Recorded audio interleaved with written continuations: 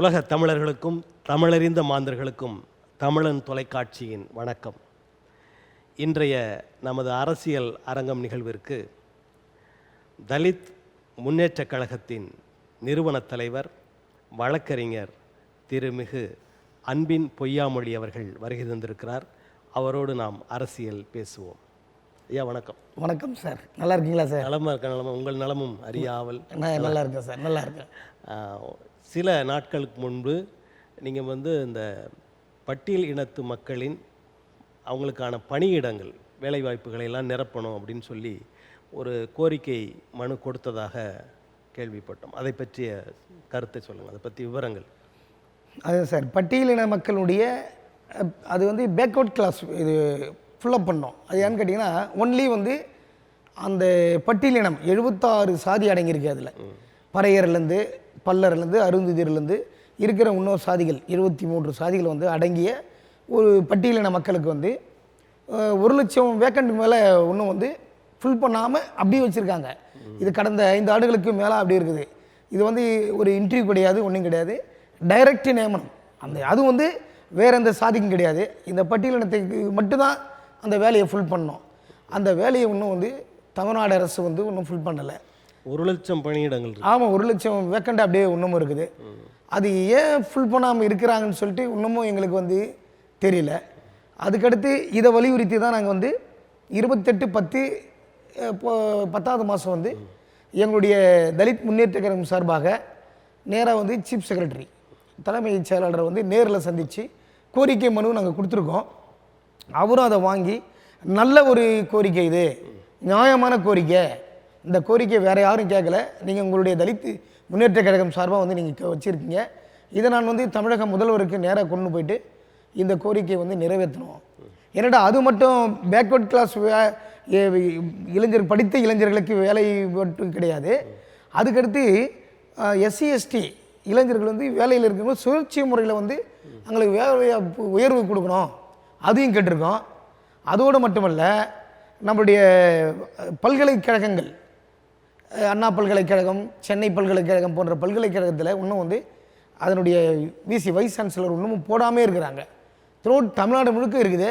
இது மத்திய அரசாங்க கட்டுப்பாட்டில் இருந்தாலும் இது மாநில அரசாங்கமே இதை வலியுறுத்தி அந்த வைஸ் சான்சலர் போட சொல்லணும். அது ஆளுநரும் அதில் இன்ட்ரெஸ்ட் எடுத்து கொண்டு வரணும். இதையும் நாங்கள் நம்முடைய சீஃப் செக்ரட்டரி கிட்ட வலியுறுத்தி கேட்டிருக்கோம். இந்த வேலை வாய்ப்புன்றதை இன்னும் ஃபுல் பண்ணாதக்கிறது தமிழ்நாடு அரசு மிகவும் அது என்ன நிலையில் தெரியல, அது ரொம்ப மோசமாக பண்ணுது. இதை நாங்கள் தமிழக அரசு கேட்டிருக்கோம். நாங்கள் அரசுகிட்ட நிதி இல்லைன்னு சொல்கிறாங்களே சார். அரசுக்கு நிதி இல்லாதன்றது நிதி இல்லைன்னு சொன்னால், அப்போ TNPSC மூலிமா உங்கள் குரூப் 1லேருந்து குரூப் 8 வரைக்கும் வேலை வாய்ப்பு எக்ஸாம் வச்சு எடுக்கிறாங்க. அது குறைவான பதவிகள் தானே, குறைவான வேலை வாய்ப்பு இருந்தாலும் ஒரு வருஷத்துக்கு 2 முறை 3 முறை வைக்கிறாங்க. ஆனால் இது எங்களுடைய அரசியல் சாசன பிரகாரம், இந்திய அரசியல் சாசன உரிமைப்படி இந்த பேக்வர்ட் கிளாஸ் வேலையை ஃபுல் பண்ணணும், ஃபுல் பண்ணாமல் இருக்கக்கூடாது. அதை தான் நாங்கள் கேட்குறோமே கண்டி. இது எங்களுக்கு நிதி பற்றாக்குறை. ஏன் நிதி பற்றாக்குறைனா, டெல்லியில் மத்திய அரசாங்கத்திலேருந்து எங்களுக்கு தாட்கோலுக்கு பல ஆயிரம் கோடி வருது. அந்த கோடியை வாங்கிறதுக்கு ஆள் இல்லைன்னே திருப்பி அனுப்புகிறாங்க. ஏன் அந்த ஃபண்டை வச்சு இந்த SC ST பேக்வர்ட் கிளாஸ் வேலையை ஃபுல் பண்ணி அவங்களுக்கு சம்பளம் கொடுக்கலாமே? அது நியாயமான ஒரு கோரிக்கை தானே அது. ஏன் அப்போ இந்த வாங்குறதுக்கு இங்கே ஆள் இல்லை, இந்த தாட்கோ ஃபண்டை சொல்லி திருப்பி அனுப்புகிறாங்க. அது எப்படி சார் அது முறை? நீங்கள் சொல்லுங்கள். இப்போ விடுதலை சிறுத்தைகளை ஒப்பிடும்போது நீங்கள் ஒரு சிறிய கட்சி, அவங்க 2 நாடாளுமன்ற உறுப்பினர்கள் 4 சட்டமன்ற உறுப்பினர்லாம் வச்சு ஒரு பெரிய கட்சியாக இருக்காங்க. அவங்களே சொல்லாமல் அமைதியாக இருக்கும்போது நீங்கள் இதை சொல்கிறது அதுதான் சார் தெரியல. இப்போ 2 நாடாளுமன்ற உறுப்பினர் இருக்காங்க, 4 சட்டமன்ற உறுப்பினர் இருக்காங்க. இதை யார் விடுதலை சிறுத்தை தான் இதெல்லாம் கேட்கணும். தலைவர் அண்ணன் தொல் திருமாவளவன் நேரடியாக போய் அவர் கேட்கணும். ஏன்னு கேட்டால், நான் என்ன சொல்ல வரேன், தமிழ்நாட்டில் இருக்கிற SC ST மக்களுக்கு கூட அந்த வேலை வேணாம் சார். விடுதலை சிறுத்தையில் இருக்கிற SC STக்குனாலும் அந்த வேலையை வாங்கி கொடுக்கலாம்ல. எவ்வளோ படித்த இளைஞர்கள் இருக்காங்க, அதுதான் எங்களுடைய கோரிக்கை. நான் சொல்கிறது என்ன சார், இப்போ நான் என்ன சொல்கிறேன், தமிழ்நாட்டில் இருக்கிற இளைஞர்கள் கூட அந்த வேலையை வாங்கி தரேன் சார். விடுதலை சிறுத்தையில் இருக்காங்கல்ல, எவ்வளோ படித்த இளைஞர்கள் இருக்காங்க SC STயில், அவங்களுக்கு அந்த வேலையை வாங்கி கொடுக்கட்டும். அந்த வேலையை வாங்கி கொடுத்தா அவன் நல்ல சம்பளம் வாங்கினா விடுதலை சிறுத்தை கட்சி இன்னும் மேலே வளர்த்து கொண்டு போவான்ல. அதையும் அவர் செய்யலையே, ஏன் செய்யல? இப்போ தம் மக்கள் மேலே ஒரு அக்கறை இல்லாமல் இருக்காருன்னு நினைக்கிறேன். அது கண்டிப்பாக இல்லை சார். அக்கறை இருந்தா, நான் என்ன சொல்கிறேன், அக்கறை இருந்தால் இதெல்லாம் கேட்கணும். இதே தலித் முன்னேற்ற கழகம் அதிமுக ஆட்சியில், அனைத்து இந்திய அண்ணா திராவிட முன்னேற்ற கழக ஆட்சியில் இதுக்கு முன்னாடி வெறும் 25,000 ரூபாய் தான் தாட்கோ ஃபண்டு கொடுத்துருந்தாங்க மானியம். இதை நாங்கள் பல முறை போராட்டம் அறிவித்து, அதுக்கடுத்து வந்த ஆட்சியில் என்ன பண்ணாங்கன்னா 2.5 லட்சம் கொடுக்க ஆரம்பித்தாங்க. இதை நாங்கள் வாங்கி கொடுத்துருக்கோம் தலித் முன்னேற்ற கழகம். நான் என்ன சொல்ல வரேன்னா, இந்த கோரிக்கையை வச்சுருக்கோம். இவர் அண்ணன் திருமாவளவனுக்கு இந்த கோரிக்கை மனு கொண்டு போய் நேரடியாக நான் கொடுத்துருக்கேன். அந்த கொடுத்ததால என்னை பொறுத்த வரைக்கும் அந்த விடுதலை சிறுத்தையில் இருக்கிற ஒரு இளைஞர்களுக்காக ஒரு 1 லட்சம் பேர் அதில் பலன் அடைவாங்கல்ல. அவர் சொன்னால் தமிழக முதல்வர் வந்து அந்த வேலையை போட்டு கொடுப்பார். இது நேரடி வேணுமானம். இது யாரும் நீதிமன்றத்துக்கு கூட போக முடியாது. இப்போ டிஎன்பிசியில் குரூப் 1 குரூப் 8 வரைக்கும் இருக்கிறவங்க அதில் எதனா துஷ்பிரயோகம் பண்ணால் தான் நீதிமன்றம் போவாங்க. இது நீதிமன்றம் போகிறதுக்கு வழி இல்லை. இது டைரக்ட் போஸ்டிங்கு. இந்த டைரக்ட் போஸ்டிங் இவரே சொல்லி போட்டு கொடுக்கலாமே. அதுதான் எங்களுடைய கோரிக்கை, வேற ஒன்றும் இல்லை சார். கேளுங்க. அரசியல், இப்போ தமிழ்நாடு அரசியலில் திண்டுக்கல் சீனிவாசன் அவர்கள் கூட்டணி கட்சிகள்லாம் பணம் கேட்குறாங்க கூட்டணிக்கு வர்றதுக்கு அப்படின்னு சொன்னார். அதை பற்றி உங்களது கருத்து? கூட்டணி கட்சி தான் சொல்லுங்கள். கூட்டணிக்கு வர்றதுக்கு பணம் கேட்குறாங்களாம், சீட்டு பணம்லாம். அதை எப்படி பார்க்குறீங்க சார்? அவர் திண்டுக்கல் சீனிவாசன்றவர் அவர் அறிவில்லாதவர் சார். அவர் எப்பயுமே வந்து அதெல்லாம் சொல்லலாமா? இல்லை சார். முன்ன அது மாதிரி தான் வந்து ஒரு எஸ்சியை வந்து ஷெட்யூல் ஒரு பையனை வந்து செப்பல் தொடக்கி சொல்லிட்டு அது ஒரு இதில் மாட்டிக்கினாரு. ஒவ்வொரு பேசினாலும் அவர் பேச்ச ஒரு பொருட்டாவும் அதிமுகவில் எடுத்துக்க மாட்டாங்க. ஆனால் வயசு தான் அதிகமாக கண்டி அவர் வந்து தகாத வார்த்தைலாம் பேசுவார். அதெல்லாம் வந்து அவர் சொல்கிறத நான் கூட்டணி கட்சியில் பணம் கேட்குறாங்க. இது வந்து சார் தொண்டு எல்லாமே வந்து என்றைக்கு வந்து அரசியல் கட்சி திராவிட கட்சின்னு வந்ததோ அன்னிலேருந்து கூட்டணி கட்சிக்கு பணமும் கொடுக்குறாங்க, சீட்டும் கொடுக்குறாங்க. இதெல்லாம் வந்து பேசுறதுக்கு வாய்ப்பு இல்லை. இப்போ யாராவது ஒரு கட்சி எங்களது தலைமையில் கூட்டணி அப்படின்னு சொன்னால் அந்த தலைமை வகிக்கிற கட்சி மற்ற கட்சிகளுக்கு பணம் கொடுக்கணுமா? அப்படி கண்டிப்பாக வந்து கொடுத்து தான் சார் எல்லாம் பண்ணுறாங்க. இப்போ விஜய் எல்லாரையும் கூட்டணி கூப்பிடுறாரு, அரசு அதிகாரமும் தரேன்றாரு, ஆட்சியில் அதிகாரம். ஆமாம், ஆட்சியில். அப்படின்ற போது இவர் பணம் கொடுத்து தான் அந்த கூட்டணி கட்சிகளை இணைக்க வேண்டிய சூழல் இருக்கா? இல்லை, அவரு என்னன்னு கேட்டிங்கன்னா இது வரைக்கும் இந்த திராவிட கட்சி வரலாற்றில் அண்ணாவிலேருந்து எம்ஜிஆர்லேருந்து கலைஞர்லேருந்து அம்மையார் ஜெயலலிதாவிலேருந்து இது வரைக்கும் யாரும் வந்து ஆட்சியிலும் அதிகாரத்திலும் பங்குன்ற ஒரு வார்த்தையை சொல்லலை. அதை வந்து முதல்ல வந்து விஜய் சொல்லியிருக்காரு. தமிழக வெற்றி கழகத்தினுடைய தலைவர் மதிப்புக்குரிய சகோதரர் விஜய் அவர்கள் வந்து சொல்லியிருக்கார். இது வந்து உண்மையாகவே இப்போ 2026 தேர்தலில் விஜய் அவர்களே வந்து தலித் முன்னேற்ற கழகம் ஆதரிக்க போகிறதா? நல்ல சார். என்னை பொறுத்த வரைக்கும் பாருங்கள், இது வரைக்கும் எத்தனையோ பேர் மாநாடு வச்சுருக்காங்க சார். அந்த மாநாட்டில் ஒரு சின்ன துளி கூட அம்பேத்கருடைய படத்தை காட்ட மாட்டாங்க. தலைவர் விஜய் வந்து ஒரு 20 அடி 120 அடி உயரம் வந்து ஒரு அம்பேத்கருடைய படத்தை வச்சுருக்காரு. பெரியாருடைய படத்துக்கு மத்தியில், காமராஜருடைய படத்தில் மத்தியில் வந்து இந்திய அரசியல் சாசனத்தினுடைய தந்தை புரட்சியாளர் டாக்டர் பிஆர் அம்பேத்கருடைய படத்தை வந்து மிக சிறப்பாக வச்சுருந்தார் சார். அது உலகம் பூரா பார்த்துருக்குது. அதை நான் வந்து வரவேற்பேன். ஏன்னு கேட்டால் நான் அம்பேத்கர் வழியில் வந்தவன். இப்போ நீங்கள் மதித்து வருகிற எழுச்சி தமிழரையும் தலைவர்ன்றீங்க, இப்போ வந்து விஜயமும் தலைவர்ன்றீங்க. எழுச்சி தமிழர் வந்து திராவிட முன்னேற்ற கழகத்தில் இருக்கார் சார். அவர் வந்து எங்களுடைய சமூகத்துக்கு பாடுபட்டவர், அர்ப்பணித்தவர், சமூக போராளி. அதை நான் ஏற்றுக்குவோம் அண்ணனை. ஆனால் இந்த மாதிரி ஒரு கோரிக்கையெல்லாம் அவர் கேட்கலன்னு வச்சுங்க, நாங்கள் கேட்குற கேள்வி அண்ணன் கேட்கணும். ஏன்னு கேட்டால் அவர் கூட்டணியில் இருக்கார். கூட்டணியில் இருந்து அதை வாங்கி கொடுத்தாருன்னா அதை நாங்கள் வந்து ஏற்றுக்குவோம். இப்போது அவர் கூட்டணியில் இருக்கார். கூட்டணியில் இருக்கிறவங்கள நான் வந்து சொல்ல முடியாது. ஆனால் தலைவர் விஜய் வந்து ஆட்சியிலும் அதிகாரத்திலும் பங்குன்னு சொல்லியிருக்கார். ஆட்சியிலும் பங்கு கொடுக்குறேன், அதிகாரம்னா என்ன? நாளைக்கு நான் வந்துட்டுனா கூட ஐஏஎஸ் ஐபிஎஸ்லேருந்து வேலைவாய்ப்புலேருந்து உங்களுக்கு பங்கு கொடுக்குறேன்றாரு. அது ஆட்சி அதிகாரம் சொன்னாரா இல்லை ஆட்சியிலும் அதிகாரத்திலும் சொன்னார்? ஆமாம், ஆட்சின்றது வேற, அதிகாரம்ன்றது வேற. இல்லை, ஆட்சி அதிகாரம் அப்படின்ற அந்த அதை ஒரு வார்த்தையாக பாருங்கள், ஒரு சொற்றோட. ஆமாம், ஒரு சொற்றோட பார்த்துன்னு வச்சுங்களேன், ஆட்சியில் பங்கு கொடுக்குறேன்றார். சரி, இப்போது ஒன்றும் இல்லை, ஒரு 38 அவர் முதலமைச்சர் ஆனால் தானே அது நடக்கும். முதலமைச்சர் ஆனால் தான் சார் அவர் ஆவறதுக்கு தானே வழி தர்றாரு. ஆயிடுவார்னு நினைக்கிறீங்களா? கண்டிப்பாக ஆவறதுக்கு வழி இருக்குது சார் அவருக்கு. இப்போ எல்லாருமே நிறைய தலைவர்கள் வந்து அவரை இதில் அதாவது பேசுகிறவங்கெல்லாம், அதாவது அரசியல் ஆய்வு நடத்துகிறவர்கள், அரசியலாளர்கள் எல்லாருமே எல்லாம், அதாவது நடிகர்கள் வந்து ஆட்சிக்கு வர முடியாது இனிமேல், அது எம்ஜிஆரோட முடிஞ்சிருச்சு அப்படின்னு சொல்கிறாங்க. அப்படி இருக்கும்போது நீங்கள் இவர் வருவார் அப்படின்னு தீர்க்கமாக சொல்கிறீங்களா? கண்டிப்பாக சார். ஏன்னு கேட்டால் எம்ஜிஆருக்கு இருந்த ஒரு மாஸ், எம்ஜிஆர் கூட ஒரு மாநாடு போட்டு இவ்வளோ ஒரு ஸ்ட்ரென்த்தை காட்டல சார். ஒரு 7.5 லட்சம் பேர் வந்து அதுவும் வந்து நல்ல மக்கள் தொகை குறைவு, அந்த நாட்களில் மக்கள் தொகை குறைவாக இருந்தாங்க, இப்போ அதிகமாக இருக்காங்க, அதனால் அதிகமாக காமிச்சிருக்காரு. அவ்வளோதான். மக்கள் தொகை குறைவாக இருந்தால் கூட ஒரு 50,000 பேரை கூட கூட்டத்தில் காட்டுறது எம்ஜிஆரும் கிடையாது சார் அவர்.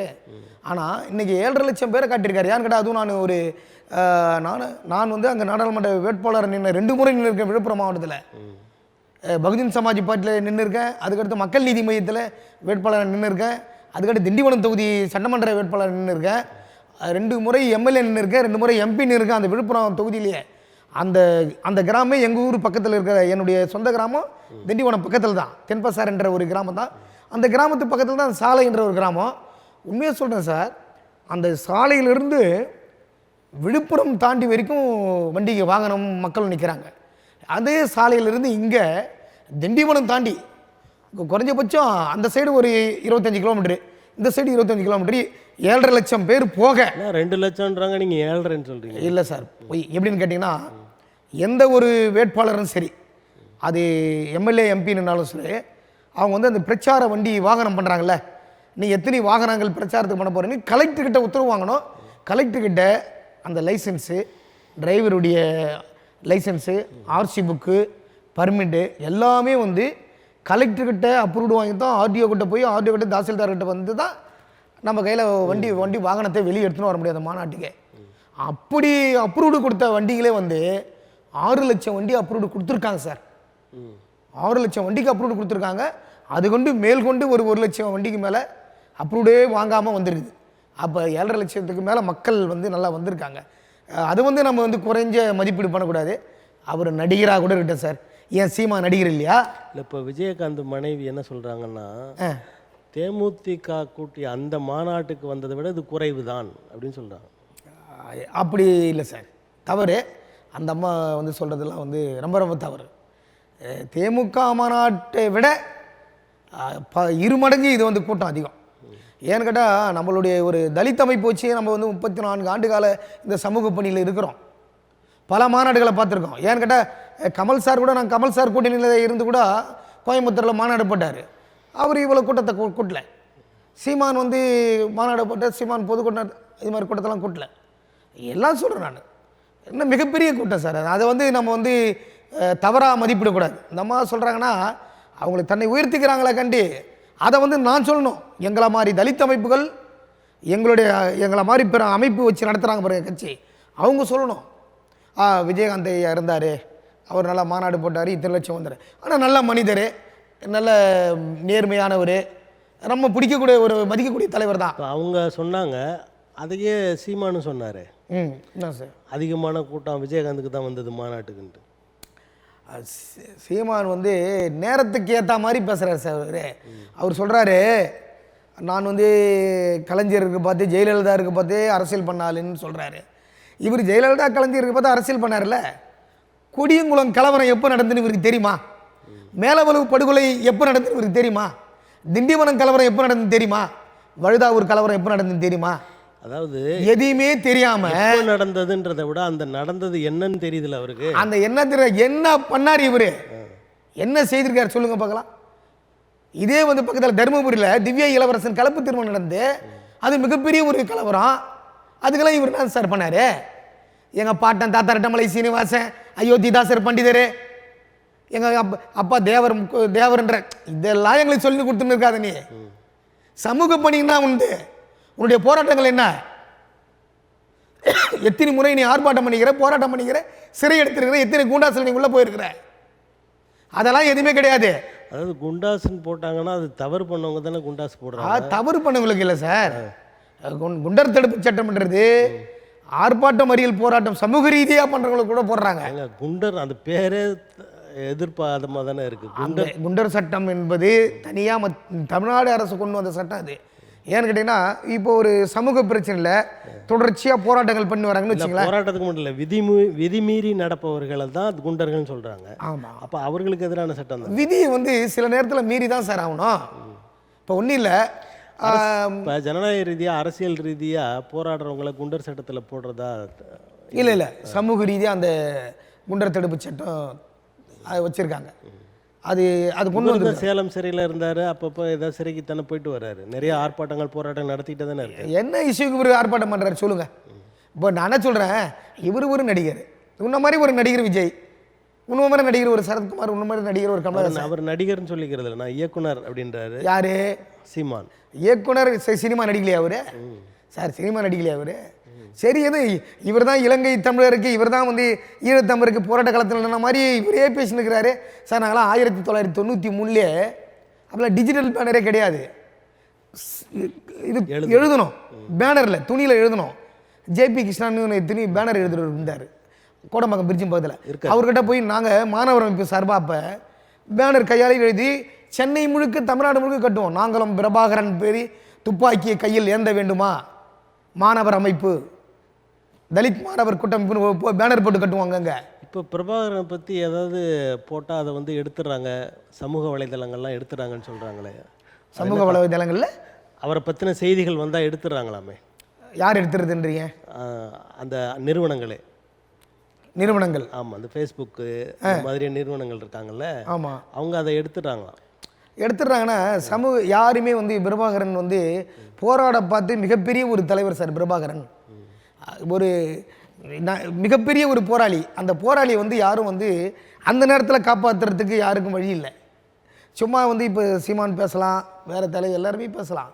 அன்னைக்கு போய் கள்ளத்தோணியில் கூட போயிட்டு பிரபாகரனுக்கு போய் பிரபாகரன் மக்களுக்கு 1.5 லட்சம் மக்களை வந்து அன்றைக்கி சுட்டு போட்டாங்க. 1.5 லட்சம் ஈழத்தமிழர்களை கொன்று குவிச்சாங்க சார். அன்றைக்கி கர்ப்பிணி பெண்கள் 50,000 பெண்கள் வந்து அப்படியே கோயிலில் பதுங்கி இருந்தாங்க. ஈவு இறக்கம் இல்லாமல் வந்து அப்படியே வந்து சுட்டு போட்டாங்க. வயிற்றில் நிறமாத கர்ப்பிணி என்ன வயிற்றில் வச்சு சுட்டாங்க. அந்த குழந்தைங்கள்லாம் அப்படி வெளியே வந்து ஓடியாந்து விழுந்தது. அந்த நேரத்தில் யார் சார் பண்ணாங்க? அதில் தான் இலங்கை தமிழர்கள் இன்னமும் வந்து நம்ம யார் அதை பயன்படுத்தினாலும் வந்து நீக்கிடுறாங்க. டோட்டலி தமிழ்நாட்டிலேருந்து எந்த தலைவர்களும் பிரபாகரன் வந்து அந்த ஈழத்தமிழர்கள் படுகொலை நடக்க பார்த்து சப்போர்ட் பண்ணல. சப்போர்ட் பண்ணாமல் இருந்தால் அவங்க வந்து எப்படி நம்மளுக்கு ஒவ்வொரு கூட்டத்திலையும் நான் பிரபாகரனின் தம்பி அப்படின்னு பேசி இளைஞர்களை அவர் பக்கம் சேர்த்துட்டு இருக்காரு. அப்படின்ற போது கூட்டம் அதிகமாகிக்கிட்டே இருக்குது. அவருடைய வாக்குகளும் அதிகமாகிட்டு 35 லட்சம் வாக்குகள் ஆயிடுச்சு. இன்னும் அவர் உயர்வதற்கான வாய்ப்புகள் இருக்குது தானே சார்? ஒவ்வொரு கூட்டத்திலையும் போய் இளைஞர்களை பற்றி அது பிரபாகரன் பற்றி அவர் பேசுகிறாருன்னா மக்கள் வந்து திராவிட கட்சிகள் மேலே இருக்கிற அதிருப்தியில் தான் வந்து அங்கே போனாங்க. இப்போ பாருங்கள், ஒவ்வொருத்தரும் இந்த மாதமே 3 மாவட்ட செயலர் 4 மாவட்ட செயலர் வந்துட்டாங்க வெளியில், மக்களும் வந்துடுறாங்க. இப்போ ஒன்றும் இல்லை சார், இப்போ நாங்களே இருக்க தலித் முன்னேற்ற கழகமோ அண்ணன் விடுதலை சிறுத்தையாக இருக்குதுன்னு வச்சுங்களேன், தனித்து நின்று பாருங்கள் 10% இப்போ 5% ஓட்டு வாங்கலாம். ஏன்னு கேட்டால் வேறு வழி இல்லை மக்களுக்கு. இந்த திராவிட கட்சிகளை தவிர்த்து நம்ம வேறு யாருன்னா ஒரு ஓட்டை போடணும். அதில் வந்து கொஞ்சம் ஏதோ திருமாவளவன் வந்து பிரபாகரனை பற்றி பேசுகிறாரு, மக்களை பற்றி பேசுகிறாருன்னு சொல்லிட்டு அந்த ஓட்டெல்லாம் அங்கே போகுது. ஆனால் இனி அந்த ஓட்டெல்லாம் அங்கே போகாது சார். யாருக்கு போகும்? அந்த ஓட்டு எல்லாம் வந்து விஜய்க்கு மாறிடும். விஜய் பிரபாகரனை பற்றி பேசவே இல்லை. அவருக்கு பிரபாகரன் பற்றி பேசினா மட்டும் போதாது சார். இந்த நாட்டு மக்களுக்கு திராவிட கட்சிகள் எதுவுமே செய்யலை. ஒன்றில் ஒரே ஒரு உதாரணம் எடுத்துங்க சார். இப்போ இருக்கிற திராவிட முன்னேற்ற கழகம் வந்து மின்சார கட்டணம் வந்து அதிகமாக உயர்த்திடுச்சு. பஸ் வேலையிலேருந்து, மின்சார கட்டணத்துலேருந்து, வீட்டு வரியிலேருந்து, தண்ணி வரியிலிருந்து, பத்திரப்பதிவு பண்ணுறல அதுலேருந்து வந்து இன்றைக்கி 1 மடங்கு 10 மடங்கு ஏற்றிட்டாங்க. இப்போ நீங்கள் ஒன்றும் இல்லை, ஒரு மின்சார கட்டணம் நீங்கள் வந்து உங்கள் வீட்டுக்கே பாருங்கள், என் வீட்டுக்கே பாருங்கள், ஒரு 2000 ரூபா 2500 1500 கட்டின வீட்டுக்கு 8000 10,000 வருது. பத்திரப்பதிவுத்துறையில் ஒன்றும் இல்லை, ஒரு பத்திரம் வந்து பவர் கொடுத்தாலும் சரி, அதெல்லாம் வந்து ஒன்றும் இல்லை, ஒரு 1000 ரூபாய் கொடுத்தா ஒரு பவர் கொடுத்துருந்துலாம். இன்றைக்கி அந்த 1000 ரூபாய் பவர் வந்து 10,000 20,000 பவர் வாங்குற நிலைமைக்கு ஆயிடுச்சு. இல்லைப்பா, அதே மாதிரி ஒரு காய்கறி விலை இருக்குது பார்த்தீங்களா? காய்கறி இப்போ காய்கறின்னா ஒரு கிலோ வெங்காயம் இன்றைக்கி 100 ரூபா கிட்ட போயிடுச்சு, தக்காளி 80 ரூபா போயிடுச்சு. ஏன் கேட்டுங்க, இது என்ன பண்ணுறாங்கன்னா வெளிநாட்டில் வந்து உற்பத்தியான வெங்காயம் தக்காளி நம்ம நாட்டுக்கு இறக்குறாங்க. ஆனால் அவன் கம்மி விலைக்கு தான் கொடுக்குறான், 15 ரூபா 20 ரூபாய்க்கு தான் வெங்காயம் கொடுக்குறான். தக்காளியும் அதே மாதிரி 5 ரூபா 10 ரூபாய்க்கு தான் கொடுக்குறான். இதை வாங்கி என்ன பண்ணுறாங்கன்னா, இந்த இங்கே தமிழ்நாட்டில் இருக்கிற பண முதலைகள் இருக்குது பார், அந்த பண முதலைகள் என்ன பண்ணுறாங்க, விலையை வந்து உயர்த்தி விற்கிறாங்க. பண முதலைகள் எல்லாம் யாருக்கு சப்போர்ட் ஆகிறவங்க? திராவிட முன்னேற்ற கழகத்துக்கு சப்போர்ட் ஆகிறாங்க. அவங்களாம் விலையை அதிகமாக கொடுத்து விற்கிறாங்க. அதை வந்து தமிழ்நாடு அரசு தடை பண்ணல, கேட்கல. கேட்டால் அந்த பண முதலைகள் வந்து அந்த வெங்காயம் தக்காளி இறக்குமதி பண்ணுறவங்க அதை வாங்கி ஒரு 5 ரூபாய் வெங்காயத்தை 20 ரூபா வெங்காயத்தை ஒரு 30 ரூபாய்க்கு விற்கலாம். இன்றைக்கி பாருங்கள், வெங்காயத்து விலை, தக்காளி விலை, துவரம் பருப்பு அங்கேருந்து வெளிநாட்டிலேருந்து இறக்குமதி பண்ணுறான், கம்மி விலைக்கு தான் கொடுக்குறான். இன்றைக்கி ஒரு துவரம் பருப்பு என்ன விலை விற்கிது பாருங்கள் சார். ஆனால் இதெல்லாம் வாங்கி விவசாயிகளுடைய வயிற்றில் தான் அடிக்கிறாங்களே கண்டி விவசாயிகளை யாரும் இந்த திராவிட ஆட்சிகள் பார்க்கறது கிடையாது. இப்போ ஒவ்வொரு ஆட்சி காலத்துலேயும் அந்த விலைவாசி வந்து ஏறிட்டு தான் போகுது. ஒரு இந்த இதிலேருந்து குறைஞ்சதா எதுவுமே தெரியல. அது மாதிரி இதுவும் ஏறிட்டு தான் போகுது. அதே மாதிரி சம்பளமும் ஏறிட்டு தானே இருக்குது ஒவ்வொருத்தருக்கும். அது சம்பளம் ஏறிது சார். விவசாயிக்கு இப்போ ஒன்றும் இல்லை, ஒரு மூட்டை நெல் வந்து அவங்ககிட்ட வந்து என்ன எடுக்கிறான், 1000 ரூபாய் 1200 எடுக்கிறான், அவ்வளோதான் எடுக்கிறான். ஆனால் கவர்மெண்ட் என்ன சொல்லுது, ஒரு மூட்டை நெல் விலை 2500 சொல்லுது. ஆனால் 2500 கொடுத்து எடுக்கிறான் விவசாயிக்கு கிடையாது. அவனுடைய விவசாயம் வந்து நசுக்கப்படுது. இது மத்திய அரசாங்கம் பண்ணுது, மாநில அரசாங்கமும் சேர்ந்து பண்ணுது. இதனால் வந்து விவசாயிகள் நசுக்கப்படுகிறார்கள். பெரும் பண முதலிகள் வந்து நல்லா வந்து பணத்தை வந்து விற்று அரசாங்கத்துக்கு சப்போர்ட் ஆகிறாங்க சார் அவங்களாம். இப்போ நீங்கள் இதில் இப்போ இவ்வளோ குறை சொல்கிறீங்க. ஆனால் முதலமைச்சர் என்ன சொல்கிறாரு, நாங்கள் 200 இடங்களை வெல்வோம் அப்படின்றார். நம்ம 200 இடங்கள் வெல்லட்டோமே சார். நான் அவங்கள ஜெயிக்க வேணும் நம்ம சொல்கிறோம். ஜெயிக்கிட்டோம், மின்சார விலையை குறைக்கட்டும், பால் விலையை குறைக்கட்டும், தக்காளி வெங்காய விலையை குறைக்கட்டும் சார். அதெல்லாம் குறைச்சிட்டு மக்கள் வந்து விலைவாசி குறைந்தது எப்போ வரலாறுல எப்போ இருக்குது? வரலாறுலாம் ஏறிக்கிட்டு தான் போகும், இறங்காதுல்ல. இறங்காதுன்னு நீங்கள் சொல்கிறீங்களே. அவன் வெளிநாட்டினுடைய பொருள் உற்பத்தி பண்ணுறான்ல, அங்கே பாருங்கள், அந்த ஷேர் மார்க்கெட்டில் பாருங்கள், அவங்ககிட்ட இருந்து கம்மி விலைக்கு தான் நீ வாங்குற. அந்த விற்கிறவன் யார் அதை பார்க்கணும் ஃபஸ்ட். நம்ம இப்போது சாராயம் விற்றவன், கள்ளச்சாராயம் விற்றவன் செத்தான், அவனை பிடிச்சிங்க, அதை கண்டுபிடிச்சிங்கல்ல. அதை மாதிரி என்ன இது வெங்காயம் தக்காளி துவரம் பருப்புலேருந்து எல்லாம் வந்து நம்ம வெளிநாட்டிலேருந்து இறக்குமதி ஆகுது. அவன் இவ்வளோ விலைக்கு கொடுக்குறான், கம்மி விலைக்கு கொடுக்குறான், நம்ம ஏன் வந்து அதிகமான விலைக்கு விற்கிறோம் சொல்லி கவர்மெண்ட்டு கண்டுபிடிக்கணும் சார். அதை கண்டுபிடிச்சி அவங்க மேலே நடவடிக்கை எடுக்கணும். அப்போ தான் வந்து இந்த 200க்கு 200 தொகுதியை நம்மளால் ஜெயிக்க முடியும். அதை விட்டுட்டு நீ 200க்கு 200 வந்து மக்கள் போன டைமில் சொல்லி இந்த மாதிரி சொல்லியிருந்தா வேலை நடக்காது சார். திராவிட முன்னேற்ற கழகம் மிக சிறப்பாக ஆட்சி செய்கிறது அப்படின்னா திராவிட முன்னேற்ற கழகத்தினர் ஆட்சியில் இருக்கிற எல்லாமே சொல்லிகிட்டு இருக்காங்க. நீங்கள் என்ன அதை குறை சொல்ல தொடங்குறீங்களே எப்படி சார்? அவங்க சொல்கிறதுலாம் நம்மளுக்கு இல்லை சார். நாங்கள் சொல்லணும், ஆளுகின்ற ஆட்சி வந்து சொல்கிறதெல்லாம் எடுத்துக்கூடாது. நிறைய திட்டங்கள் கொண்டு வர்றாங்க, அதை செயல்படுத்துகிறாங்க. என்ன திட்டம் சார் கொண்டு வந்திருக்காங்க செயல்படுத்துகிறாங்க? இந்த மகளிர் உரிமை தொகை, சிறுவர்களுக்கு அதாவது மாணவர்களுக்கு அந்த உணவு காலை சிற்றுண்டி, நான் முதல்வன் திட்டம், நமக்கு நாமே திட்டம், எத்தனையோ நல்ல திட்டங்கள்லாம் வந்துக்கிட்டு தான் சொல்கிறாங்க. சரி, இந்த திட்டம்லாம் கொண்டு வர சார், மகளிர் திட்டம், மாணவர் திட்டம் எல்லாம் கொண்டு வராங்க சார். இதுக்கெல்லாம் எப்படி சார் ஃபண்டு வருது? இப்போது ஃபண்டே இல்லைன்னு சொல்கிறீங்க தமிழ்நாட்டில். கொஞ்ச நேரத்துக்கு முன்னாடி நீங்கள் சொன்னீங்க, ஒரு 10-15 நிமிஷம் முன்னாடி இதே இதில் தான் சொல்கிறீங்க. இப்போ அதை விட இது வந்து முக்கியம் அப்படின்னு நினைக்கிறாங்களோ? மகளிர் சுய உதவி குழுக்கு கொடுக்குறது முக்கியம். அப்போ ஒரு படித்த இளைஞர்களை வேலையில் வைக்கிறதோ, பட்டதாரிகளை என்னுடைய உரிமையை கேட்டு அந்த வேலையில் வைக்கிறது முக்கியம். இளைஞர்கள் வந்து எப்படி வேணாலும் சம்பாதிச்சிருவாங்க, வேலைகள் கிடைச்சிரும், தனியாக தொழில் தொடங்கிடுவாங்க. ஆனால் மகளிர் வந்து அவங்களுடைய முன்னேற்றம் வந்து அரசு கொடுத்தா தான் நடக்குன்ற நிலையில் அப்படி கொடுத்துருக்காங்க. சரி சார், இந்த மகளிர் சுய உதவி மகளிருடைய ஃபண்டு கொடுக்குறாங்களா 1000 ரூபாய், அதுவோ மாணவர்கள் கொடுக்குறதோ, இந்த ஃபண்டுலாம் எங்கேன்னு தெரியுங்களா வருது? நம்ம தமிழ்நாடு கவர்மெண்ட்டுக்கிட்ட பணம் இல்லை. மத்திய அரசாங்கம் எங்களுடைய எஸ்சி எஸ்டி மக்களுக்கு தாட்கோக்கு கொடுக்குறாங்க பாருங்களா, தமிழ்நாடு டெவலப்மெண்ட் கார்பரேஷன், அது கொடுக்குற ஃபண்டு சார். அது எங்களுக்கு ஒரு ஆண்டுக்கு இத்தனை 1000 கோடின்னு ஒதுக்குறாங்க மத்திய அரசு. இது வந்து இந்திய முழுக்க கொடுக்குறான். இந்திய முழுக்க ஒவ்வொரு மாநிலத்துக்கும் எஸ்சி எஸ்டி பீப்புள்ஸுக்கும் வந்து டெவலப்மெண்ட் பண்ணுறதுக்கு, அது தொழில் விருத்தி பண்ணுற தொழில் வந்து மேம்பாட்டு இதுலேருந்து கொடுக்குறாங்க. அந்த ஃபண்டு வந்து இங்கே தமிழ்நாட்டுக்கு வந்தால் அந்த ஃபண்டு வந்து இப்போ நிறுத்திட்டாங்க சார். டோட்டலாக திருப்பி அனுப்பிட்டாங்கன்னு சொன்னீங்க. திருப்பி இது போக திருப்பி அனுப்புகிறாங்க. ஏன்னு கேட்டால் ஓ அப்போ வந்து இந்த தமிழ்நாட்டுக்கு இருக்கிற மக்கள் எல்லாம் எஸ்சி எஸ்டி மக்கள் பூரா நல்லா டெவலப் ஆகிட்டாங்க, நல்லா வண்டி ஆட்டோ வாங்கிட்டாங்க, லாரி வாங்கிட்டாங்க, பஸ் வாங்கிட்டாங்க, வேன் வாங்கிட்டாங்க. அப்படி ஒரு தோற்றத்தை உருவாக்கி அந்த ஃபண்டை வரவிடாமல் பண்ணுறதா? ஃபண்டை இவங்க கொஞ்சம் யூட்டிலைஸ் பண்ணுறாங்க. இதில் இப்போ மகளிர் கொடுக்குறாங்களே மாதம் பணம். இப்போ தலித் தலைவர்கள் எல்லாம் இதை சொல்லிகிட்டே இருக்கீங்க, ஆனால் அரசு இதற்கான பதில் எதுவுமே சொல்வது இல்லையே. அரசு பயன்படுத்துகிறோம் இல்லை பயன்படுத்தலைன்னு சொல்ல மாட்டேங்கிறாங்களே. பயன்படுத்தலைன்னு சொல்கிறதுனா ஒன்றும் இல்லை சார். ஒரே ஒரு உதாரணம், நீங்களோ இல்லை தமிழக முதல்வரோ இல்லை இருக்கிற அண்ணன் திருமாவளவனோ ஒன்றும் இல்லை, THOTCO.com www.thougtco.comனு ஓப்பன் பண்ணி பாருங்கள். அதில் தான் வந்து THOTCO அப்ளிகேஷன் பதிவு பண்ணணும். அதையே வந்து 1.5 வருஷமாக இழுத்து மூடிட்டாங்க. அதை வந்து ஓப்பன் பண்ணாதான் THOTCO லோனே வந்து பதிவு பண்ண முடியும். இது தமிழ்நாட்டு மக்களுக்கு அத்தனை பேருக்கு சொல்கிறேன். இதை வந்து எல்லாருமே நல்லா, நான் என்னோட தொலைக்காட்சியில் பேசுகிறேன், www.thoughtco.comனு ஓப்பன் பண்ணி பாருங்கள். அந்த ஓப்பன் ஆகி அந்த அப்ளிகேஷன் உள்ளே போதான்னு பாருங்கள். அந்த அப்ளிகேஷனும் உள்ளே பதிவு பண்ண முடியல. ஏன்னு கேட்டால் நம்மளுடைய ஃபண்டுகளை வந்து வேற ஒரு வேலைக்காக இந்த மகளிர் சுய உதவி குழு, மாணவர்களுக்கு இப்படி வந்து நம்ம ஃபண்டை வந்து திருப்பி கொடுத்துட்றாங்க. அவங்களுக்கு கொடுக்குறாங்க, நம்மளுக்கு இந்த ஃபண்டு வந்து சேரலை சார். எங்களுக்கு இந்த ஃபண்டு இது நடக்குது.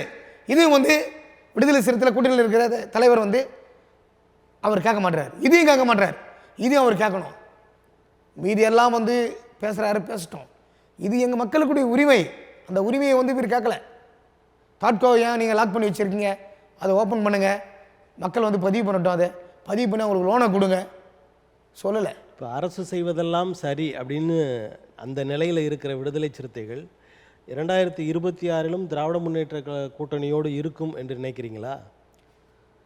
சார், அரசு செயல்படுகின்ற செயல்பாடெல்லாம் நல்ல செயல்பாடுன்னு சொல்லி தான் இன்னமும் வந்து விடுதலை சிறுத்தை இருக்கிறாங்க.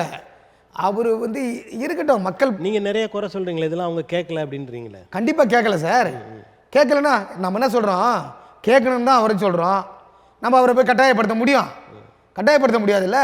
ஏன்னு சொல்கிறேன்னா, மதவாத பிஜேபின்னு சொல்கிறாரு.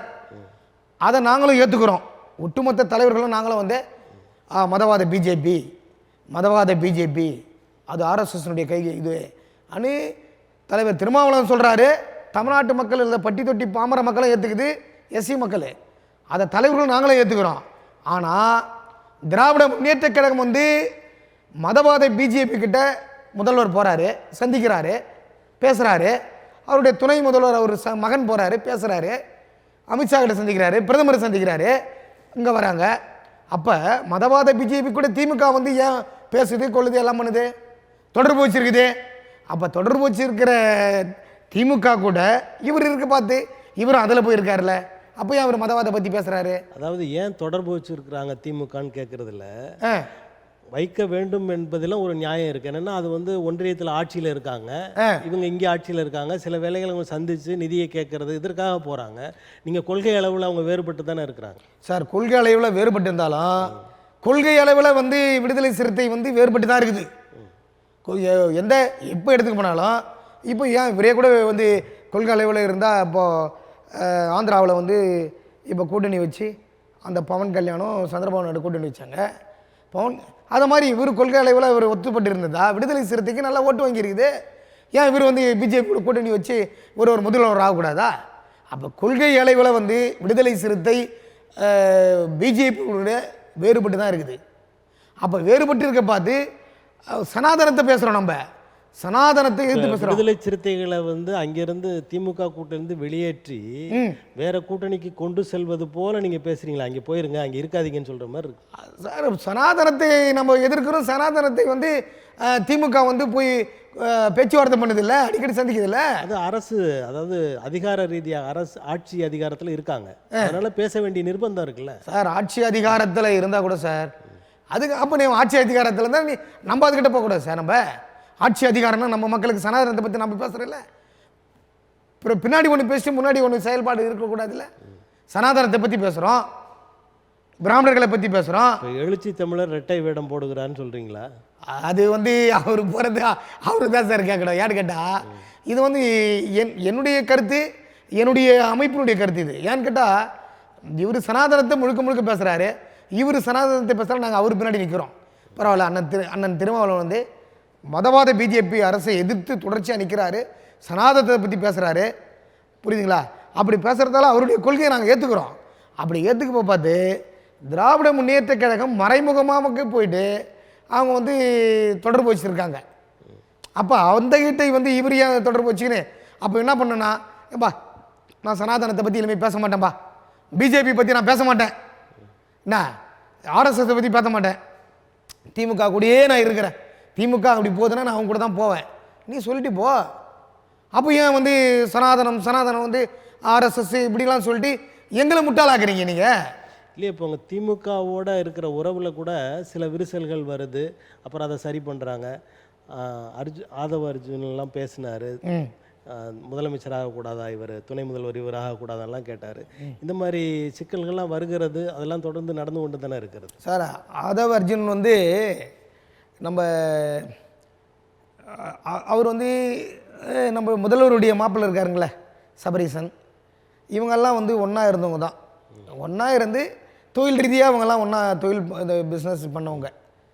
அப்போ என்ன பண்ணுறாங்க, இவங்க வந்து அவர் வந்து சபரீசன் கிட்ட இவர் சீட்டு கேட்குறாரு, கள்ளக்குறிச்சி தொகுதி எனக்கு வாங்கி கொடுங்க மாமா கிட்ட சொல்ல. அப்போ அதுக்கு இது பண்ணுறாங்க, அவர் போய் கேட்குறாரு. அப்போ முதல்வர் வந்து என்ன சொல்கிறாரு, என்ன சமூக பணி பண்ணிட்டாப்புல இது பண்ணிட்டாப்புல, இவருக்கு போய் நம்ம சீட்டு கொடுக்கணும், அதெல்லாம் முடியாது ஆன்னு சொல்லி இது பண்ணிடுறாரு, அவாய்ட் பண்ணிடுறாரு. அவர் வந்து சொல்லிடுறார், சபரீசன் இவர்கிட்ட சொல்லிடுறாங்க, அதெல்லாம் சீட்டு முடியாதுன்றார். இவர் இந்த அதிருப்தியில் இவர் போய் என்ன பண்ணுறாரு, விடுதலை சிறுத்தையில் சேர்றார். விடுதலை சிறுத்தை சேர்ந்த பிறகு இதே தலைவர் வந்து அந்த சீட்டு போய் இவருக்காக தான் 3 சீட்டாக கேட்குறாங்க. 3 சீட்டில் 2 சீட்டு தான், அதை யாருக்குன்னு கேட்குறாரு. இந்த பேரை சொல்கிறார், ஆதவ அர்ஜுன் பேரை சொல்கிறார். அதெல்லாம் முடியாது, முதல்வர் சொல்லிடுறார், அதெல்லாம் நம்ம கொடுக்க முடியாது, 2 சீட்டு தான் முடியும் சொன்னால், அதுக்கும் பிறப்பாடு தான் இவர் என்ன பண்ணுறாரு, கள்ளக்குறிச்சியில் ஒரு இந்த மதுவிலக்கு பெண்கள் மாநாடு நடத்துகிறாங்க, யார்கிட்ட ஆதவ அர்ஜுன் தான் அதை பண்ணுறாரு. அப்போ தான் என்ன பண்ணுறாரு, அது பிடிச்ச உடனே இது மாதிரி வந்து ஆட்சியில் அதிகாரத்திலும் பங்கு இவராக தான் இவர் உள்ளே அங்கே இருந்தார் பாருங்க. இன்னும் ஒரு செய்தி சொல்கிறாங்க, தேர்தல்கள் விடுதலை சிறுத்தைகள் சந்திக்கிற தேர்தல்கள் எல்லாவற்றிலுமே செலவு செய்வது அவர் ஆதவ அர்ஜுன் தான் அப்படின்னு சொல்கிறாங்க. ஆதவ அர்ஜுன் விட்ட பணம் இருக்குது சார், வச்சிருக்காரு. அவர் வந்து திமுக மேலே இருக்கிற ஒரு வெறுப்புக்கு இங்கே வந்து பண்ணுறாரு கண்டி, அவர் ஒன்றும் பண்ணல.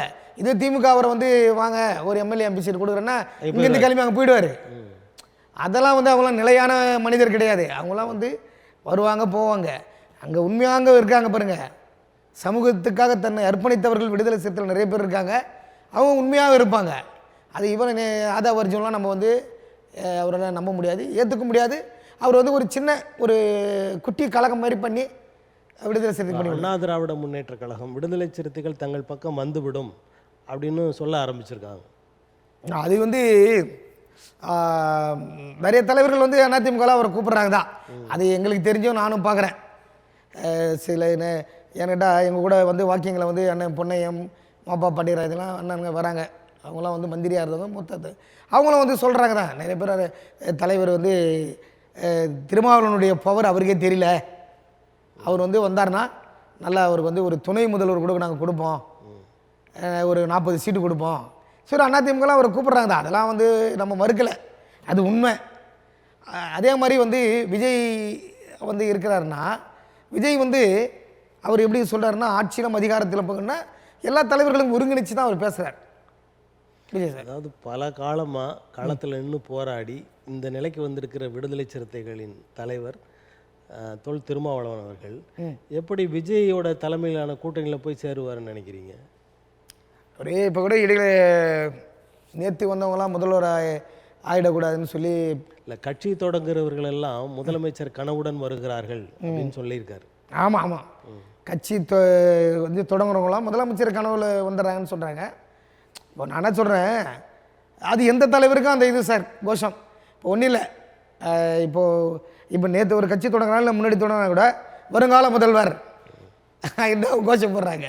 அது மாதிரி வர்றது உண்மை, அது வந்து வர்றதும் வராது தான் அவங்க விருப்பம். இவர் வந்து சொல்கிறாருன்னா அதெல்லாம் சொல்லக்கூடாது. இப்போ நீங்களாக வந்தால் கூட நாளைக்கு விஜய் வந்து ஆட்சியில் அதிகாரத்தில் பங்கு கொடுத்து தலைவர் வந்து அண்ணன் திருமாவளவன் தான் முதல்வர்னு சொன்னால் என்ன பண்ண முடியும்? புரிஞ்சுங்களா இல்லையா? இப்போது ஜார்க்கண்டில் வந்து முதலமைச்சர் வந்து சிபு சரனுடைய மகன் வந்தார், அவர் எதிர்பார்க்கவே இல்லை. ஒரு கூட்டணியில் வந்து கூட்டணியில் தான் வந்தாங்க அவங்கள முதல்வர் முன்னாடி. அவங்க எதிர்பார்க்கவும் இல்லை. இப்போவும் கூட்டணி தான். கூட்டணி தான். முதலமைச்சர் வேட்பாளருக்கு சீட்டு கம்மியாகுது. அவங்க ஒரு டிமாண்ட் பண்ணாங்க.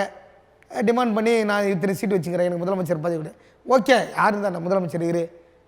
இப்போ விஜய் தலைமையிலான கூட்டணி அமைந்து அதில் வந்து முதலமைச்சர் வெற்றி பெற்றாங்கன்னா அதில் முதலமைச்சராக திரும்ப அவர்களுக்கு அந்த வாய்ப்பை கொடுப்பாங்களா? கண்டிப்பாக கொடுப்பாங்க சார். அது வந்து அவருக்கு வந்து அந்த ஆசை இல்லையா விஜய் அவர்களுக்கு அந்த முதலமைச்சர் ஆகணும்?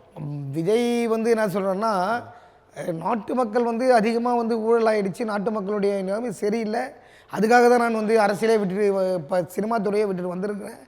அதனால் ஆட்சியில் அதிகாரத்தில் பங்கு கொடுத்து கூட நான் வந்து யார் வேணாலும் வந்து முதல்வராக கூட கொண்டு வருவேன், அந்த வேகத்தில் அவர் வந்திருக்கார்.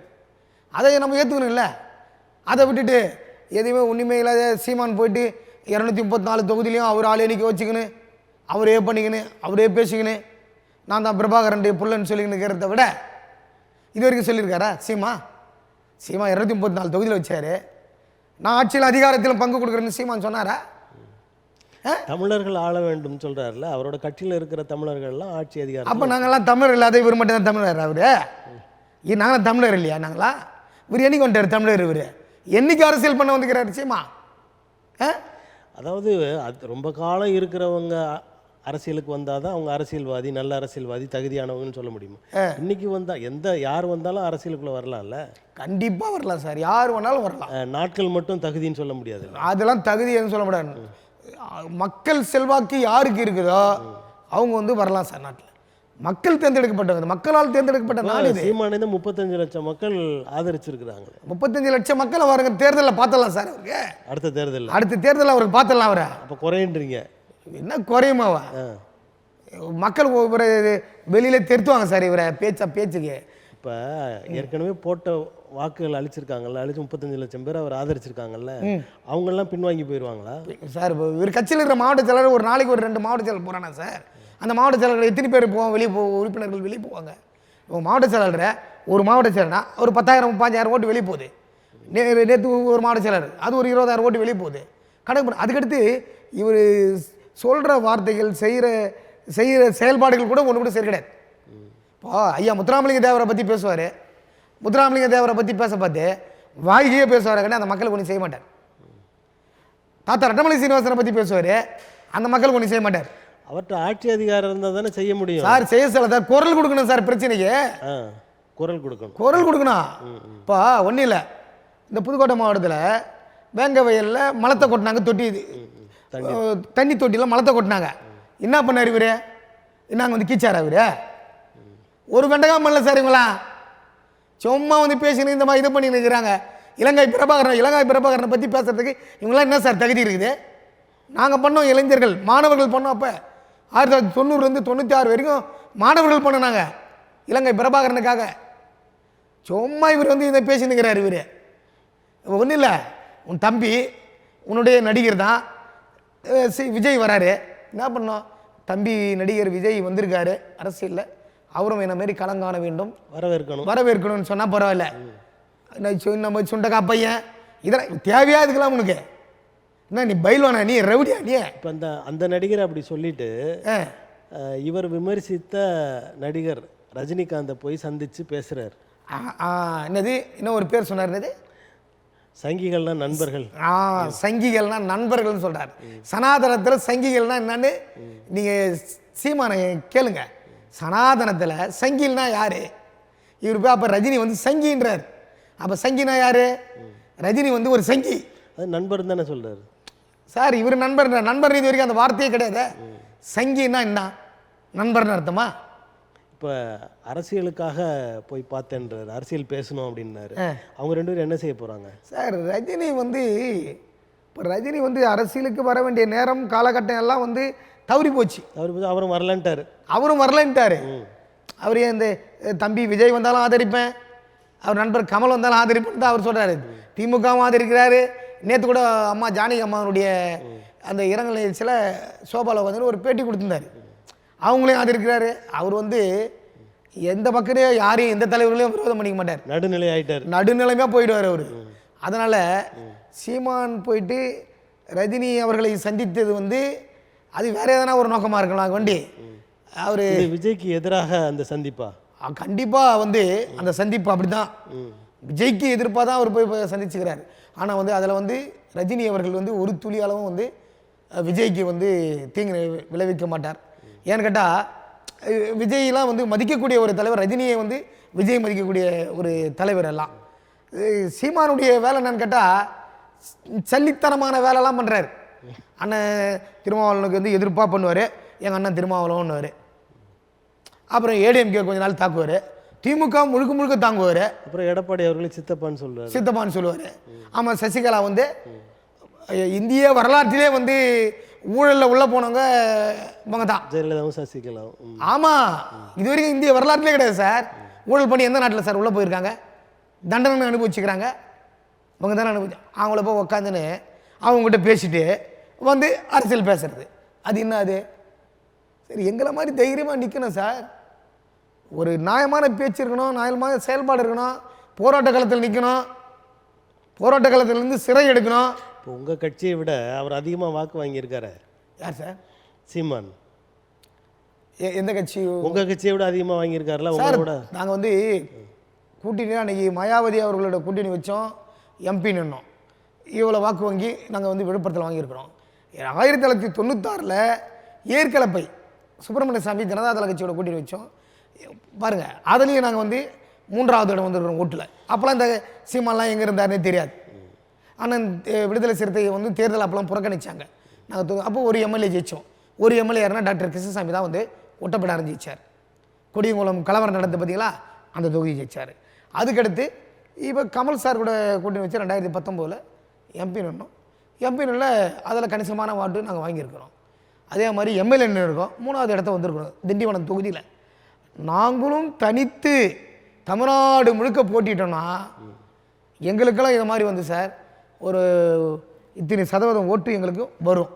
நாங்கள் தனித்து போட்டிடுறது எங்கள்கிட்ட பொருளாதார வலுவில்லை, மக்கள் பலம் இருக்குது எங்கிட்ட. அவர்கிட்ட பொருளாதாரம் இருக்கா? பொருளாதாரம்னா நீ ஈழத்தமிழர்களை பேசி பேசி வாங்குற. அப்புறம் அதுக்கடுத்து தினத்தந்தி நாடார் தான், அவங்க தான் வந்து இந்த கட்சியை வச்சு நடத்தினவங்க. நாம் தமிழர் கட்சி யாருடையது? ஆதித்தனார் கட்சி. நம்ம கட்சியை வச்சு ஒரு நாடார் புள்ள நடத்துது, அதனால் நம்ம உதவி பண்ணணும்னு சொல்லிட்டு அவங்களாம் உதவி பண்ணுறாங்க. சாதியெல்லாம் பார்க்கறதில்ல, நாங்கள் தமிழர், நாம் தமிழர், அதெல்லாம் வந்து சாதியெல்லாம் பார்க்கறதுலாம் சொல்ல முடியாது சார். இவர் நான் தமிழர், நான் தமிழரில் எத்தனை மாவட்ட செயலர்கள் வந்து எஸ்சி எஸ்டியில் போட்டுருக்குங்க சொல்லுங்க பார்க்கலாம், பட்டியலிட சொல்ல வர. நான் வந்து இத்தனை மாவட்ட செயலரில் இப்போ வந்து பட்டியலின மக்களுக்கு அவர் வந்து முன்னுரிமை கொடுப்பதில்லை. அதெல்லாம் முக்கியத்துவமே அங்கே கிடையாது, அதெல்லாம் எந்த இதுவும் கிடையாது. திமுகனாலும் வந்து இப்போ அண்ணன் திட்டக்குடி கணேசன் நல்லா மதிக்கக்கூடிய ஒரு மந்திரி சார். அவர் அண்ணன் திட்டக்குடி கணேசன் மிகப்பெரிய ஒரு சமூக சிந்தனையாளர், திராவிட முன்னேற்ற கழகத்துக்கு முழுமையாக அர்ப்பணிச்சுக்கின்ற ஒரு மிகப்பெரிய தலைவர். அவர் வந்து ஒரு மாவட்ட செயலாளர் இருக்கார், மந்திரியாக இருக்கார். அதே மாதிரி வந்து ஏடிஎம்கேல ஒரு மந்திரி ஒரு மாவட்ட செயலாளர் போட்டு வச்சுருக்காங்க. இவரில் எத்தனை மாவட்ட செயலாளர் போட்டு சீமா போட்டு வச்சுக்கிறாரு போயிலுங்க. ஒரு மாவட்ட செயலர் கூட போட மாட்டார். ஆனால் நாம் தமிழர்னு மட்டும் தமிழர்னு தான் பேசுகிறாரு கண்டி. மாவட்ட செயலரில் ஒரு பிற்படுத்தப்பட்டவர்களுக்கு தாழ்த்தப்பட்டவங்களுக்கு கொடுக்க மாட்டார். இப்போ நீங்களும் சொல்கிறீங்க, அவரும் சொல்கிறாரு, திராவிடர்கள் என்பவர்கள் யார், திராவிடர்களால் தமிழ்நாடு முன்னேறலை அப்படின்ட்டு சீமானும் சொல்கிறாரு. திராவிடர்கள் இல்லாத திராவிட முன்னேற்ற கழகம், அண்ணா திராவிட முன்னேற்ற கழகத்தின் மூலமாக இந்த நாட்டில் ஒன்றும் நடக்கலை அப்படின்னு சொல்கிறாங்க. முன்னேற்றங்கள் இல்லை, முன்னேற்றங்கள் இல்லைன்னு சொல்ல முடியாது சார். இன்றைக்கி வந்து திராவிட கட்சிகள் இருந்து செய்திருக்காங்க. கலைஞர் வந்து நிறைய இந்த இப்போது சட்டக்கல்லூரிலாம் கலைஞர் தான் கொண்டு வந்தது. அது மாதிரி எவ்வளோ எடுத்துன்னா முத்தமிழறிஞர் கலைஞர் வந்து கொண்டு வந்திருக்காரு. அதே மாதிரி இந்த அம்மா வந்து புரட்சித்தலைவி ஜெயலலிதாவும் நிலமற்ற ஏழை விவசாயிகள் நில வழங்கும் திட்டம், அது பல திட்டங்கள்லாம் அந்த அம்மா கொண்டு வந்தாங்க. புரட்சித் தலைவர் எம்ஜிஆர் வந்து இந்த வில்லேஜ் அட்மினிஸ்ட்ரேட்டிவ் ஆஃபீஸர் விஏஓ இருக்குங்களே, மனையாகரன்னு சொல்லுவாங்களே, அதெல்லாம் வந்து கணக்குங்க தான் வச்சுருந்தாங்க. ஐயருங்களும் கணக்கு புள்ள இருக்காங்களே, அவங்க தான் அந்த போஸ்டிங்லாம் வச்சுருந்தாங்க. அப்போ ஐயா பத்மநாபனுடைய ஐஏஎஸ்னுடைய குழு மூலிமா புரட்சித் தலைவர் எம்ஜிஆர் வந்து மிகப்பெரிய ஒரு இமாலய சாதனை பண்ணார். அந்த விஏஓலாம் போட்டு பண்ணியிருக்காரு. அதனால் வந்து நம்ம அவங்களாம் மறுக்க முடியாது சார். தந்தை பெரியார் எப்படி வந்து இந்த சமூகத்திற்கு மிகப்பெரிய ஒரு அச்சாணியாக இருந்தாரோ, அது மாதிரி திராவிட முன்னேற்ற கழகங்கள் அனைத்து இந்திய அண்ணா திராவிட முன்னேற்ற கழகம், திராவிட கட்சி, இதெல்லாம் மக்களுக்கு சில நன்மைலாம் பண்ணிருக்கு. இலவச வீட்டு மனை பட்டாலாம் கொடுத்துருக்காங்க, கல்வி, வேலைவாய்ப்பு இதெல்லாம் கொடுத்துருக்காங்க. அதெல்லாம் நம்ம மறுக்கக்கூடாது. ஆனால் ஆட்சி அதிகாரத்திலே வந்து பங்கு தான் நாங்கள் கேட்குறோம். எங்களுக்கும் வேணும். ஏன்னா 1.5 கோடி மக்கள் நாங்கள் இருக்கிறோம். 8 கோடி மக்களில் 1.5 கோடி மக்கள் இருக்கீங்களா? ஆனால் ஒற்றுமையாக இல்லையே, எப்படி உங்களுக்கு கொடுப்பாங்க? ஒற்றுமை வந்து இந்த 2020 கொண்டு வந்துடுறோம் சார். அதுதான் வந்து நாங்கள் பட்டியலின தலைவர்கள் ஒருங்கிணைப்பு கூட்டம் போட்டு ஒரு கூட்டம் நடத்தியிருக்கோம். மீண்டும் ஒரு கூட்டம் வந்து நடத்த போகிறோம். அண்ணன் திருமாவளவனை கூட்டிருக்கோம், தலைவர் ஜான் பாண்டே கூட்டிருக்கோம். இருக்கிற தலைவர்கள் வந்து ஏற்கனவே வந்து தலைவர் லெமுரியன், நம்ம ஒரு எம்ஐடி அர்ஜுன், பல தலைவர்கள்லாம் வந்து வந்திருக்காங்க. மீதி வந்து இருக்கிற தலைவர் அண்ணெல்லாம் வந்தாங்கன்னா ஒரு கூட்டமைப்பாக நாங்கள் கொண்டு வரத்துக்கு இருக்கிறோம். இப்போ இந்த தலித் கூட்டமைப்பு தலைவர்கள் கூட்டமைப்புலாம் சேர்ந்து, அவங்க கட்சிகள்லாம் சேர்ந்து விஜயோட இணைந்து நீங்கள் ஆட்சியை பிடிப்பீங்களா? விஜய் வந்து ஆட்சியில் அதிகாரத்தில் பங்குன்னு எங்களை கூப்பிட்டார்னால், அழைப்பு விடுத்தால் அந்த அழைப்பை ஏற்று நாங்கள் வந்து முழு மனதோட போய், அவர் தான் வெளியரங்கமாக சொல்லிட்டாரு, அழைக்கிறாரு எல்லாரையும். ஆமாம் சார், வெளியே அரங்கத்தில் சொல்லிட்டார் சார், ஆட்சியில் அதிகாரத்தில் பங்கு. இது மாதிரி வந்து அழைப்பு வரணும், இந்த தலித் அமைப்புகள் இதெல்லாம் ஒட்டுமொத்தமாக வரணும் அப்படின்னு சொல்லி அழைப்பு வந்தால் நாங்கள் அவர் கூட சேர்ந்து பயணிப்போம். அதுக்கெல்லாம் பயணிக்க மாட்டேன்னு சொல்ல. ஏன்னு கேட்டால் அவர் கூப்பிடுறாரு, சீமா இது வரைக்கும் யாரும் கூப்பிட்டதில்லை. புரியுதுங்களா இல்லையா? திமுக வந்து அண்ணன் திருமாவளவனை குடிச்சு அதில் பயணிக்கிறார். அண்ணா திமுகவில் இவர் ஜெகன்மூர்த்தி இவங்களாம் ஜாயின் பண்ணிலாம் கூப்பிட்டாங்க, அதில் பயணிக்கிறாங்க. அது மாதிரி வந்து இப்போ எங்களை கமல் கூப்பிட்டாரு, கமல் கூட நாங்கள் பயணிக்கிறோம். மக்கள் நீதி மையத்தை கூட தான் பயணிச்சுன்னு இருக்கோம். அது மாதிரி வந்து எங்களை தமிழக வெற்றி கழகத்தினுடைய தலைவர், நாங்கள் மதிக்கக்கூடிய தலைவர் விஜய் அவர்களோ, அதனுடைய பொதுச்செயலாளர் வந்து அவர் பிஷு ஆனந்தன் அண்ணா இருக்காங்கள, அவங்கள அழைச்சா நாங்கள் முழு மனத்தோட போயிட்டு தேர்தல் கூட்டணி வைத்து தேர்தலில் சீட்டு வாங்கி அவங்க கூட பயணிப்போம். அதுக்கு எந்த மாற்றமும் கிடையாது. உங்களோட மற்ற அமைப்புகள், அதாவது தலித் அமைப்புகளையும் நீங்கள் வந்து சேர்த்து கொண்டு போய் அவங்களோட இணைஞ்சு செயல்படுறதுக்கான? கண்டிப்பாக சார், எல்லா அமைப்புகளும் அதுக்கு தான் ஒருங்கிணைக்கிறோம். அந்த ஒருங்கிணைப்பாளராக நான் அன்பின் பொய்யாமல் நான் தான் இருக்கிறேன். தலித் அமைப்புகளினுடைய ஒருங்கிணைப்பாளராக நான் தான் இருக்கிறேன். ஒருங்கிணைச்சின்னு வரேன். ஒருங்கிணைச்சின்னு கண்டிப்பாக வந்து எங்கள் அழைப்போடு வந்து நாங்கள் அதில் சந்திக்க இருக்கிறோம். ஏன்னு கேட்டால் திராவிட கட்சிகள் வந்து எங்களை வந்து புறக்கணிக்கிறாங்க. ஒரு என்ன ஒன்று, ஒரு 4 எம்எல்ஏ விடுதலை செய்து கொடுத்துட்றாங்க, அவ்வளோதான். இப்போ திராவிட முன்னேற்ற கழகமும் அண்ணா திராவிட முன்னேற்ற கழகமும் இல்லாத ஒரு கூட்டணியில் தலித் அமைப்புகள் இணைய இருக்கின்றன, கூட்டணிக்கு போக இருக்கின்றன சொல்லலாமா? கண்டிப்பாக சார். அது வந்து கண்டிப்பாக நீங்களே வந்து நம்மளுடைய தமிழன் தொலைக்காட்சி மூலிமா நீங்கள் வந்து ஐயா நீங்களே வந்து சொல்லலாம், தப்பு கிடையாது. ஏன்னு கேட்டால் இப்போது இந்த தொலைக்காட்சி பேட்டி கொடுக்கறதுக்கு நீங்கள் அழைச்சதால் தான் நான் வந்தேன். அழைக்கலாம், ஐயா என்னை பேச கொடுங்கன்னு கேட்டிருந்தா அது அசிங்கம் தானே. அதை மாதிரி ஆட்சியிலும் அதிகாரத்திலும் பங்கு, அதுக்கடுத்து புரட்சியாளர் அம்பேத்கருடைய படத்தை வச்சு மாநாடு நடத்தியிருக்காரு. அது வந்து எங்களுடைய இப்போ ஷெட்யூல் காஸ்ட் நிறைய பேர் வந்து அந்த மாநாட்டுக்கு இடம் கொடுத்துருக்காங்க. அவர்கிட்ட இருந்து ஒரு அழைப்பு தான் பாக்கி. ஆமாம், வந்துட்டா போயிடுவீங்க. கண்டிப்பாக அடைத்தால் நாங்கள் வந்து தமிழக வெற்றி கழகத்தோட கூட்டணி வச்சு நாங்கள் போவோம். கமல் சார் கூட இருக்கிறோன்னா, கமல் சார் வந்து அவர் போகிற பாதையை எங்களுக்கு பிடிக்கல. ஏன் பாதை பிடிக்கலன்னா, எம்பி 2019 நின்னார். அப்போ என்ன சொன்னார், நான் வந்து முழுக்க திராவிட முன்னேற்ற கழகத்துக்கு எதிரி, டார்ச் லைட்டை எடுத்து டிவிலாம் உச்சார். இவங்களுக்கு ஓட்டு போட போறியா? யாருக்கு? ஸ்டாலின் முகத்தை பார்த்து, முதல்வர் முகத்தை பார்த்து இவங்களுக்கு ஓட்டு போட போறியான்னு கேட்டார். அடித்தார் எடுத்து. மக்கள்லாம் பார்த்தாங்க, பரவாயில்ல நல்ல ஒரு தலைவர் கிடச்சிருக்கார் நம்மளுக்கு, கமலுக்கு சார் ஓட்டு போடுவோன்னு எல்லாம் ஓட்டு எம்பியில் நல்ல கணிசமான ஓட்டு போட்டாங்க. 1 லட்சம் ஓட்டுக்கு மேலே தான் போட்டாங்க. 1.5 லட்சம் ஓட்டு 1.80 போட்டாங்க. ஒரு 38 வேட்பாளர், 20 வேட்பாளர் ஹையஸ்ட் ஓட்டு வாங்கணும். நம்ம ஸ்டாலினோட போயிட்டாருன்னு வச்சு. அப்புறம் அதுக்கடுத்து சட்டமன்ற தேர்தல் வருது, கூட்டணி பேசுகிறாங்க, இவர் சீட்டே வாங்க நிற்கிறாரு. அதனால அவர் பிடிக்கல, விஜயோட சேர போறீங்க.